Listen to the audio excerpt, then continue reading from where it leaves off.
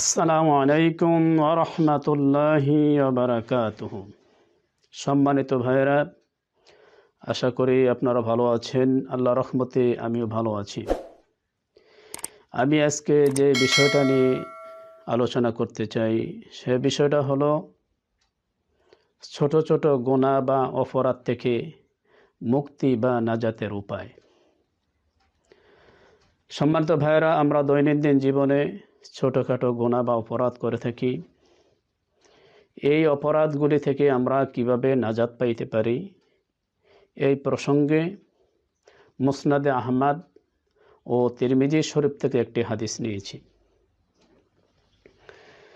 হযরত উকবা ইবনে আমের রাদিয়াল্লাহু তাআলা আনহু হাদিসটি বর্ণনা করেছেন। তিনি বলেছেন, আমি নবী করিম সাল্লাল্লাহু আলাইহি সাল্লামের খেদমতে উপস্থিত হলাম এবং তাকে জিজ্ঞেস করলাম, মান নাজাতা, মুক্তির উপায় কি, নাজাতের উপায় কি? রাসূল সাল্লাল্লাহু আলাইহি সাল্লাম তাকে তিনটা বিষয়ের নির্দেশ দিলেন। এক নাম্বার হলো, আল্লাহ রাসূল বললেন, আমলিক আলাইকা লিসানাকা, তুমি তোমার লিসান তথা জিহ্বাকে অর্থাৎ মুখের জবানকে আয়ত্তে রাখবে। অর্থাৎ তোমার এই মুখের জবান দিয়ে, এই মুখ দিয়ে কোরআন সুন্নাহর সরাসরিয়তের বাহিরে ব্যক্তিগত জীবনে হোক, পারিবারিক জীবনে হোক, রাষ্ট্রীয় জীবনে হোক, কোনো ক্ষেত্রে এই কোরআন সুন্নাহর বাহিরে কোনো কথা, কোনো বক্তব্য, কোনো বিবৃতি প্রদান করা যাবে না। এবং হালাল খাবার ছাড়া এই মুখ দিয়ে কোনো হারাম খাবার খাওয়া যাবে না। এমনিভাবে তোমার জিহ্বাকে আয়ত্তে রাখতে হবে। দুই নাম্বার যে বিষয়ে রাসূল সাল্লাল্লাহু আলাইহি ওয়াসাল্লাম তাকে নির্দেশ দিলেন, আল্লাহ রাসূল বললেন, ওয়ালিয়াসা বাইতাকা, তুমি তোমার ঘরকে প্রশস্ত করবে। অর্থাৎ তোমার কাছে যদি তোমার কোনো মুমিন ভাই আসে, তাকে সম্মান করবে, যথাসাধ্য পরিমাণ তাকে মেহমানদারি করবে।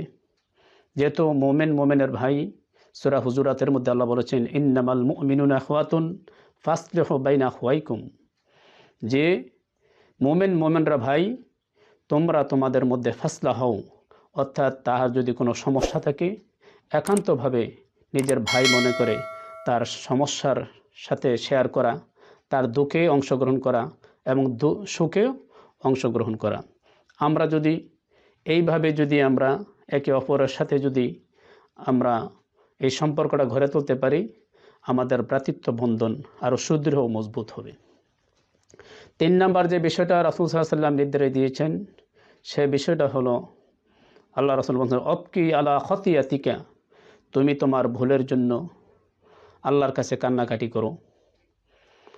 সম্মানিত ভাইয়েরা, আল্লাহর কাছে কান্নাকাটি করার আমাদের দেশে অনেক সিস্টেম দেখা যায়, যে চিৎকার করে এবং ডিগবাজি খেয়ে একজন আরেকজনের উপরে পড়ে, গায়ে কাপড় থাকে না, লাফ দিয়ে বাঁশের আগায় উঠে যায়। আসলে গুনাহ ক্ষমার জন্য এই ধরনের সিস্টেম কোরআন এবং হাদিস অনুমোদন করে কিনা, এই বিষয়টা স্পষ্ট হয়ে যাবে